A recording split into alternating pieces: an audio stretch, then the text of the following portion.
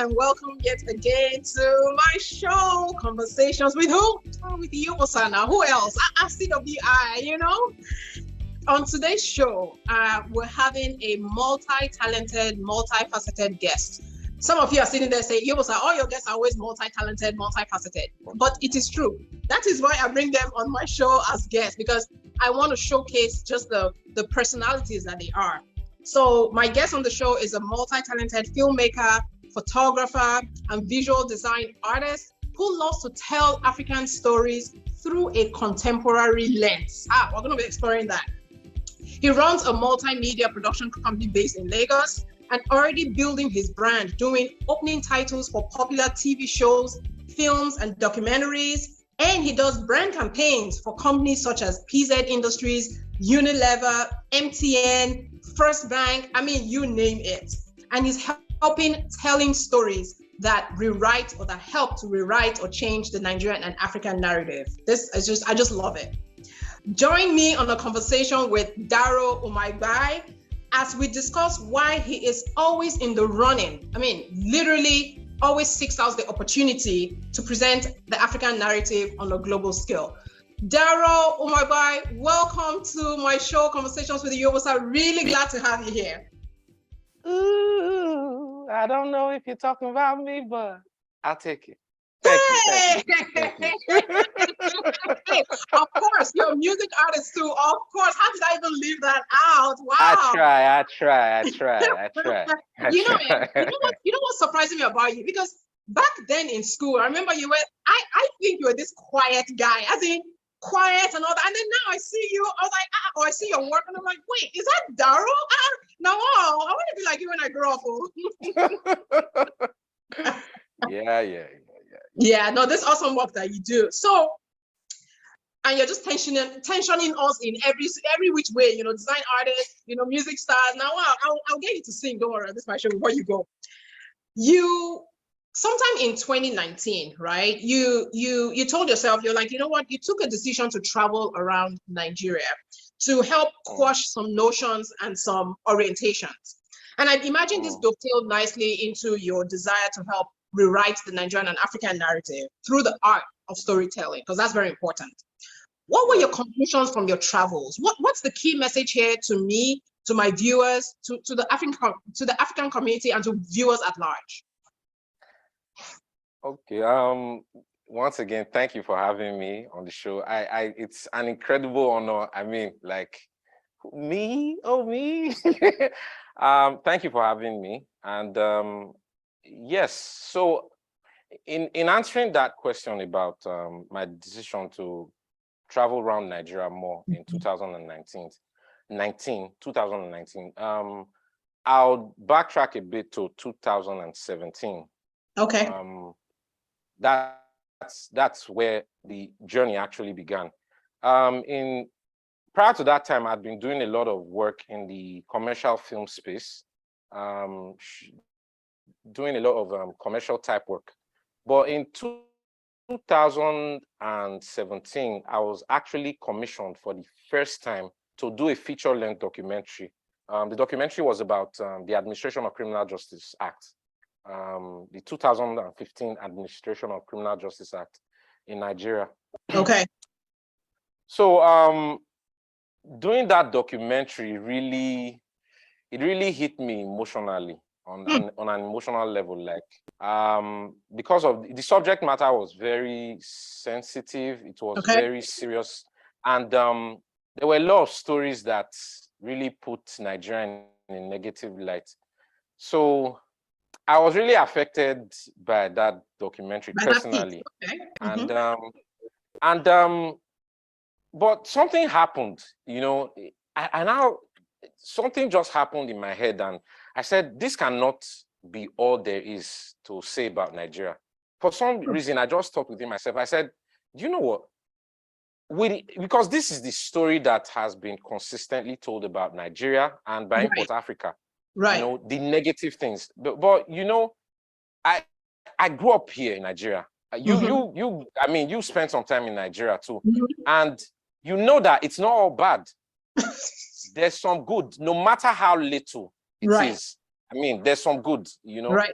And I just made a decision then that, you know what, I'm going to tell an authentic, beautiful story about Nigeria. About our country, and right. The first thing I realized when I said that was that I didn't really know much about Nigeria, because I've been traveling everywhere, you know, in the world, but I had not really traveled Nigeria extensively.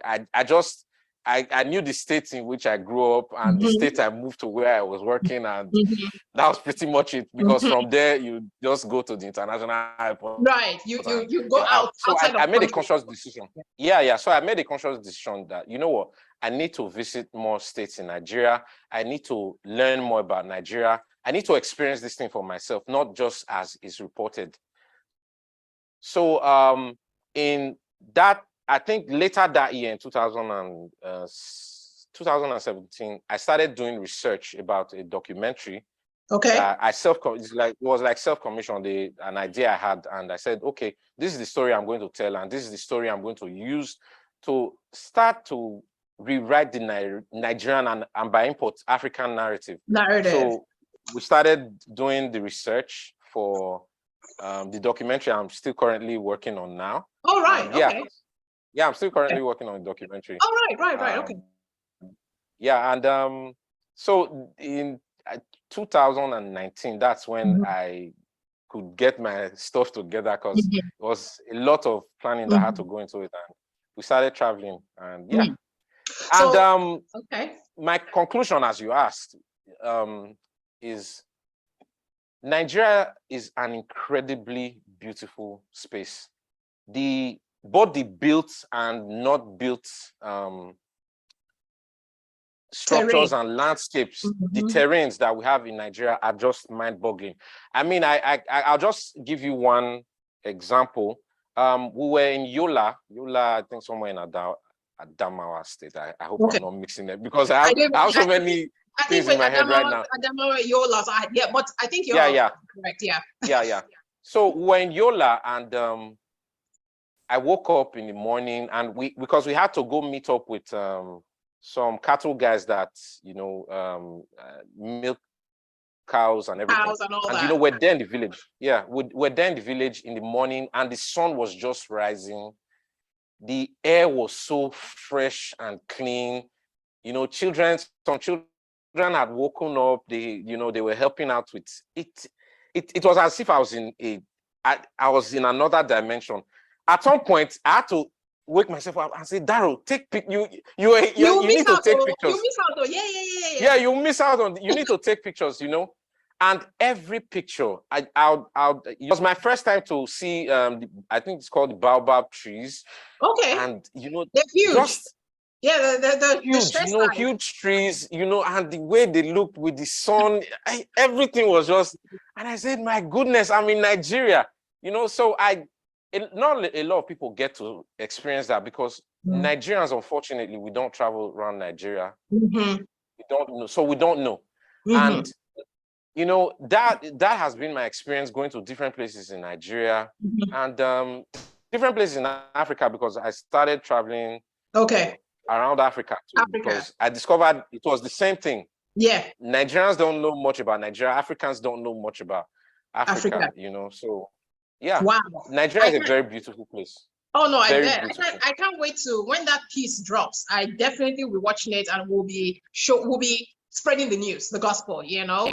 And thank you. So if I were to ask you, because I hear you, and it's a lot of the same notions I get when I speak to my friends, you know, about, we're so quick to, when I say we, Nigerians, Africans, we're so quick to want to explore other countries, right? But we've not explored 1/10 of our own lands and all that, you know. So now, Daro, I'm going to put you on the spot and ask a direct question. If you were the Nigerian Minister of Culture and Tourism, what would you do in your capacity as minister, right, to help change some of that, to help build the tourism industry in Nigeria? So I think one of the things that we need to look at and start working towards quickly, because I know it's an incredible amount of resources that it will take. The train systems, transportation in Nigeria need to start.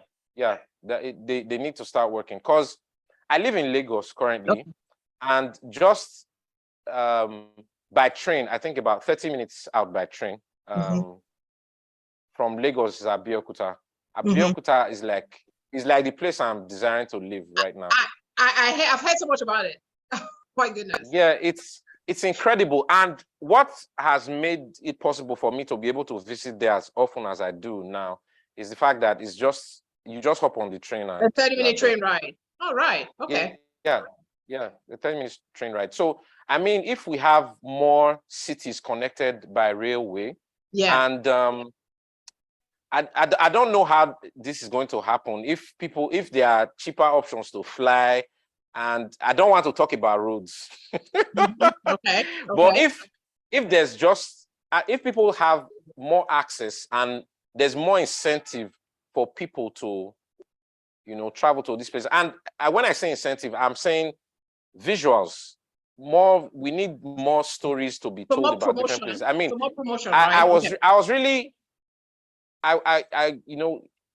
if some of my friends, they look at some of the work I'm doing in different places and they say, oh, where's that place? Just from seeing a picture or a video I do about a particular place, they say, oh, where exactly is that? Right. And they want to go there. So yes, so I think as if I ever had the opportunity to talk to any one of these people in positions of authority, as in like key stakeholders who can really make a change, there should be more encouragement for visual artists, filmmakers, photographers to do more in showcasing the spaces and places where they live. Because as I said about the North, many people, and it's an unfortunate story, it's an unfortunate thing that many people in the South don't know anything about the North. Not much. Many people in the North do not know much about the South. People in the East don't, it's a sad story, but there's so much beauty in Nigeria. It's incredible. It's mind-boggling. Yeah.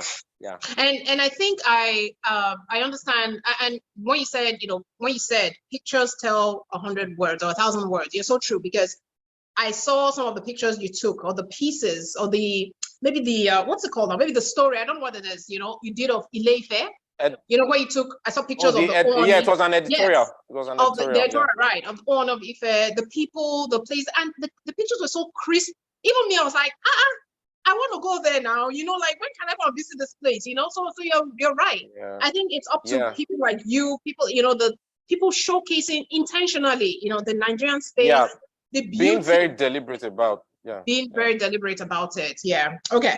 So before I let you go, just one thing to really get to know you. What is the most memorable thing about the street you grew up on as a teenager?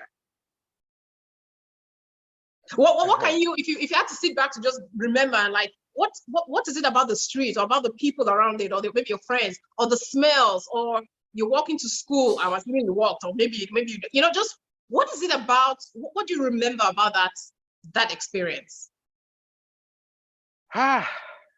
There's so many things. I think more than anything, I think you even mentioned it, is the people. Okay. It's the people. I grew up in a major part of my life growing up was in Edo State. Okay. And for anybody who knows people from Edo State, we're very animated. I think we're an artwork. A monumental piece of artwork. I mean, from the way we speak, it's in our accent, it's in the expressions, the mannerisms we have. I see. The thing is, anytime I come back home to Benin City, because anytime I come back, you just need to hear one or two people talking, and you're like, Benin City. I'm home. So no matter where I go, I always miss that. Okay. I always remember that, Okay. My 052 people, as I like to call them, know myself. Well, not they. Hey, people, yourself. Oh, hey, this is not Daro. This is myself. Oh my goodness, Daro, it's so nice having you on the show. I need to have you again, definitely, especially once your documentary is released and all of that. If you don't mind maybe if you oblige me, you come back to the show and we'll talk about that. And we get to explore that. Oh, definitely. Because as I said, it's a story about Nigeria. It's a story about Africa. The title of the documentary, by the way, is Suya. Suya, me, I'm there. Hey, Suya, all right. Okay. Yeah. Okay. Yeah, so thank you so much, and I'll be looking forward to that. Thank you for the time on the show. We really loved having you. Thank you for having me. Viewers, there you have it. This is the guy, like I said, I remember him being quiet in school, but now he is just an amazing, super talented. I am so glad he had the time to be here on the show. So if you haven't subscribed to my channel, go ahead and do it. I don't know what to wait for. I don't know what to no make Daro and I come after you. I mean Daro, we go come after them. Yes. Go and subscribe now for your own good. For your own good. These are two Benin people. Don't mess with us. No, but seriously, though. To avoid rush. As we say in Benin, to avoid rush. To avoid rush. All right, go subscribe, hit the notification bell so that you're notified when new episodes drop. Share the goodness of conversations with Yobosa. These are the kinds of people we showcase. People being very intentional about elevating the brand Nigeria and Africa.